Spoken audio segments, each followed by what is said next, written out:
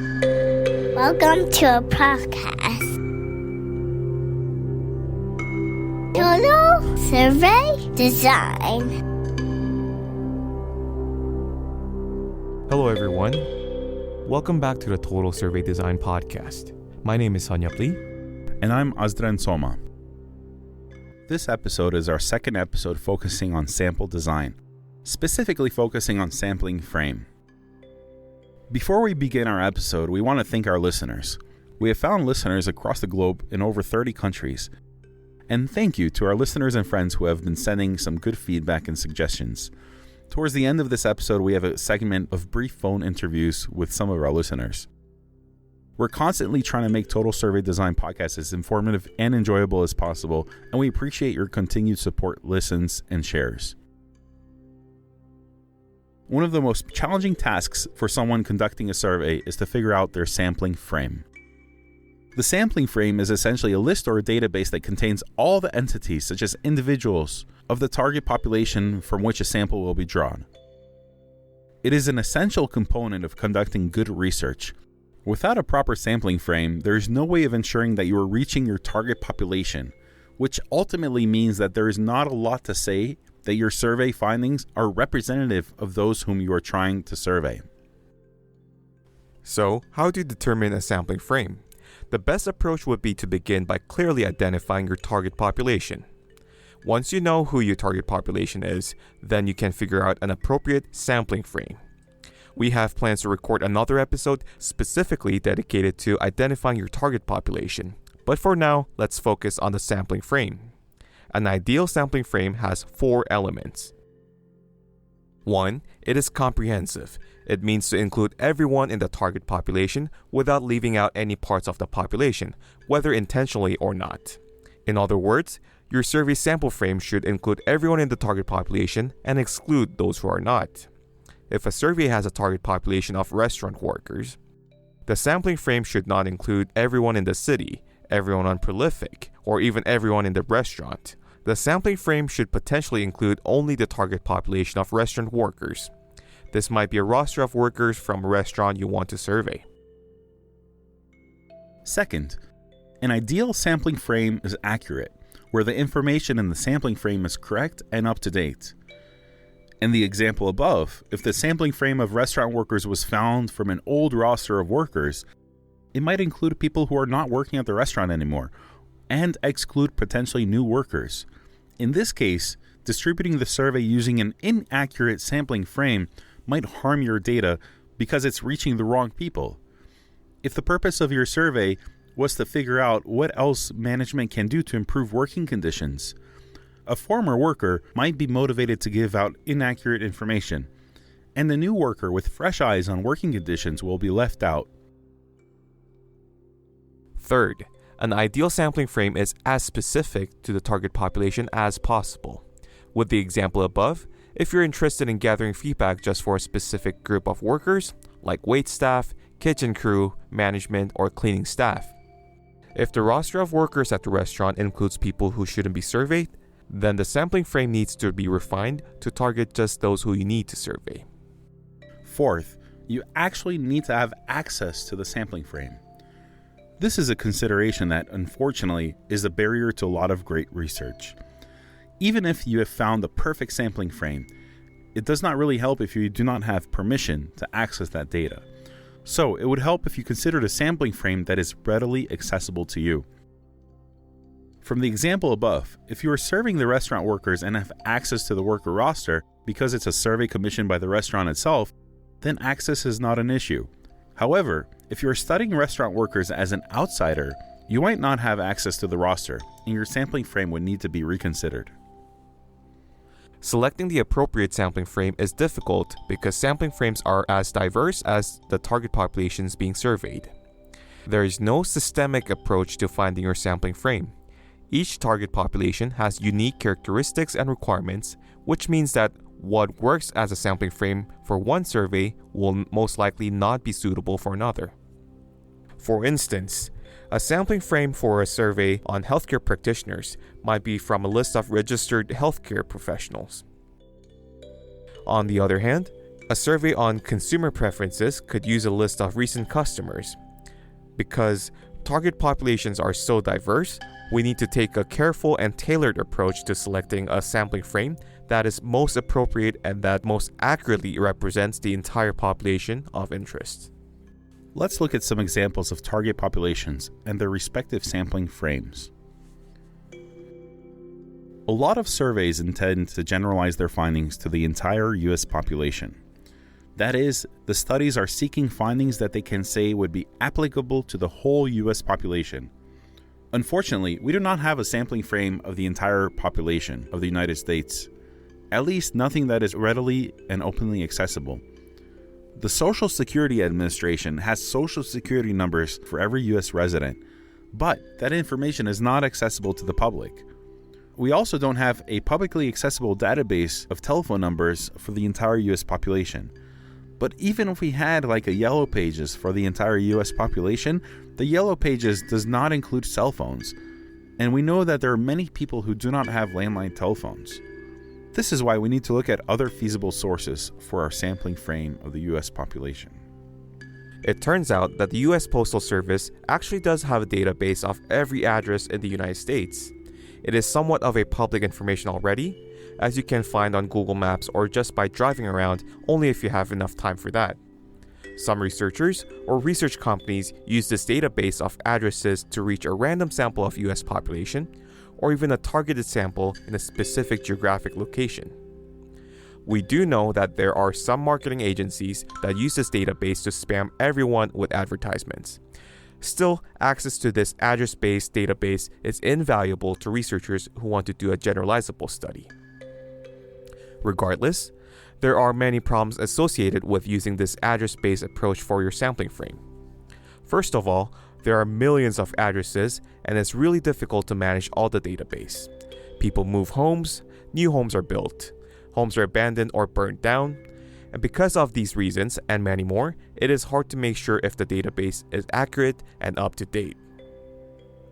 Also, some addresses are for businesses, some are private residences, some are for the entire apartment buildings, whereas others are for single-family homes.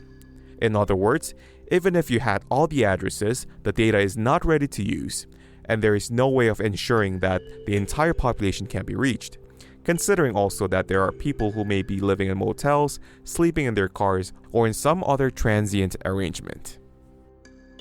Researchers accept that there will be a certain amount of survey error, no matter how complete the database of addresses might be.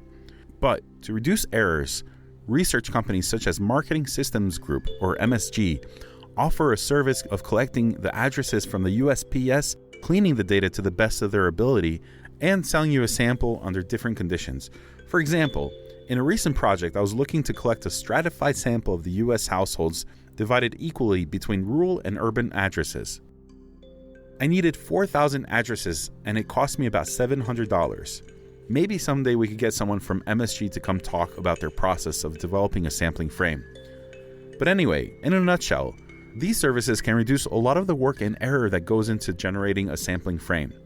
Then, survey invitations are sent to the 4,000 households through the mail. But it is still necessary to randomize the person who takes the survey. Otherwise, those who respond to the survey might be overrepresented by homeowners or those so-called heads of the household. So, to reduce the potential for bias, you can say something like, the person with the next upcoming birthday is meant to take this survey. This way, a randomized element is introduced into who takes the survey in the household. That was about address-based sampling. Now there are platforms such as Prolific and YouGov that claim to have a panel of participants that is representative of the US population. Both platforms work similarly. The way they work is that they have a panel of internet users who have signed up on their platforms and are willing to take surveys for researchers and pollsters. The researcher pays Prolific for a sample, and each participant gets paid a small amount, and Prolific gets a fee proportional to the cost of the study. According to Prolific, their participants are recruited primarily via word of mouth, including social media. Although, when Prolific started out about 10 years ago, their users were mainly recruited through three means: social media, like Facebook and Twitter, flyers distributed on different university campuses, and a referral scheme, which was discontinued about 5 years ago. On these platforms, researchers can select their sample of different groups by filtering different demographic criteria, such as by country, gender, political identity, or something like whether they play more than 3 hours of video games per week.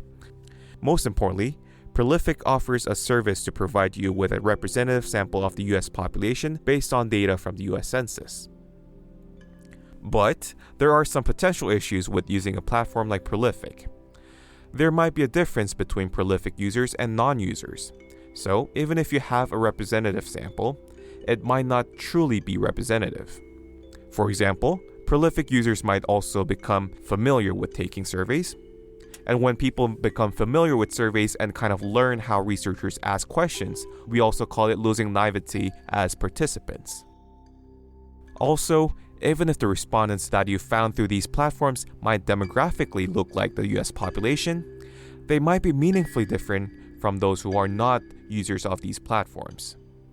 While the matching process attempts to create a sample that mimics a random sample by using a large set of variables, the variables are only extensive as those collected by the US Census, and this approach assumes that these variables capture all relevant differences between the panel and the general population, which is a strong assumption that may not hold in practice. The ignorable, the smoothness, and common support assumptions underlying the matching process are critical and can be easily violated, leading to biased estimates. The use of opt-in panel introduces self-selection bias, as those who choose to participate might differ systematically from those who do not.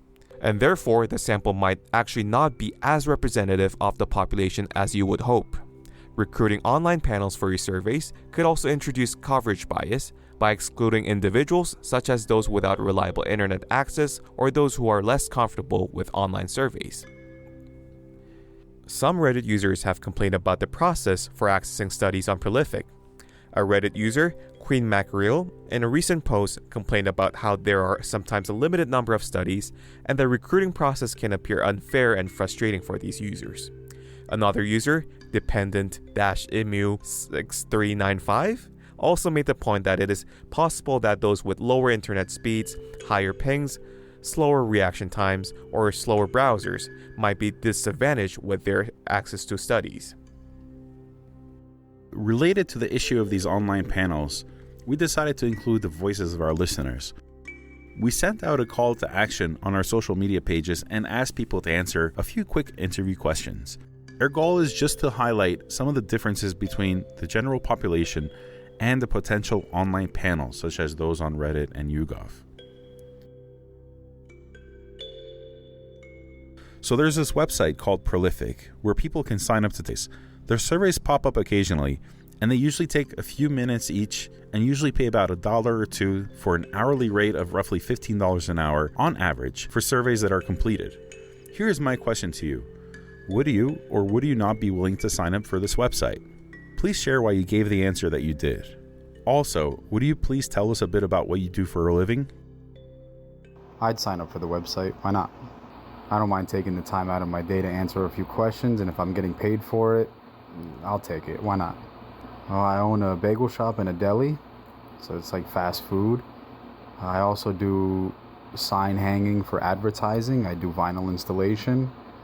I set up displays, events, things like that. Answering the questions, the number one, I will be willing to sign up for this website.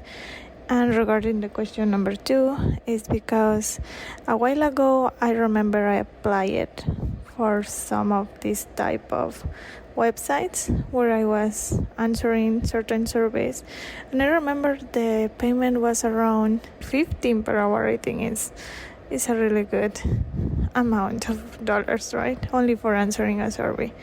I wouldn't mind to answer some questions and help with some surveys. Also, thinking about that, at some point I was a student that I was looking for people to answer surveys. I think it's helpful to have more people helping with these kind of projects. A little bit about me. I'm a PhD in horticulture. Currently I'm working in the industry of hops. Basically, I'm on the research area for breeding and all the genetics part for virus testing and for genetics for improvement of breeding hops. Regarding the surveys, I don't usually take them online or anything like that. But when I was a student, I used to do some surveys. But the problem with me was that I would get easily bored of them. And I'm lead mechanical engineer for a factory. I wouldn't sign up for that website because I wouldn't take surveys for fun. I would only take a survey if somebody asked me to take a survey or if I had to take a survey. It has nothing to do with the money. And I wouldn't take surveys for fun because I can do other stuff during that time. What else? Yeah, I'm a teacher. Okay, question number 1 is yes. Number 2, why did I give that answer is because for the money and curiosity for the products or for the whatever the research is. And number 3, I am a housewife at the moment. Thank you. The answer to question number 1 is yes, I'm willing to sign up on the website. The answer to number 2 is because I could use an extra buck. So extra money is good. And number 3, I'm a retired person for the past 6 years. First question is no. And the second question, I don't want to give my opinion. And I'm working in a factory who makes a parquet floor, a company I've been in 25 years. Goodbye. The point of these brief phone interviews was to get you to think about the self-selection bias, or in other words, whether or not there might be a meaningful difference between people who are willing to participate on online survey panels like Prolific and those who are not. And if there is a significant difference, you might want to consider if the online panel is actually representative of the general population. If you're a researcher, you should be cautious when substituting these online panels for your sampling frame. If you're not a researcher, when you read about these findings from research that comes from these online panels, you should take them with a grain of salt. Continuing our conversations about sampling frames, let's switch gears to another target population. One target population could be all the graduate students within an academic department of a particular university. If this was a study of my colleagues in my own department, this population would have a simple and easily accessible sampling frame, as the mailboxes of all students could easily be found in the mailroom. And even if you want to reach someone who does not have a physical access to the building, I can find everyone's email addresses on our publicly available sociology department website. If my target population is the students in my class, that is another easy sampling frame because I can simply email all my students. But if my target population is all the students in my university, the sampling frame exists, but is protected by a lot of red tape.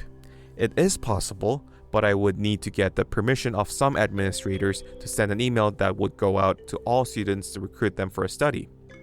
In fact, my colleagues and I wanted to do a survey of all international students in the university, but when I reached out to the international students office at the university for their contact list, they told me it would not be easy for me to get their contact list. In conclusion, whether your target population is small or involves millions of people, for you to generalize your data to your target population, it is crucial that you define your sampling frame accurately and appropriately. We hope this episode was helpful in giving you tips and guidelines about how to define your sampling frame.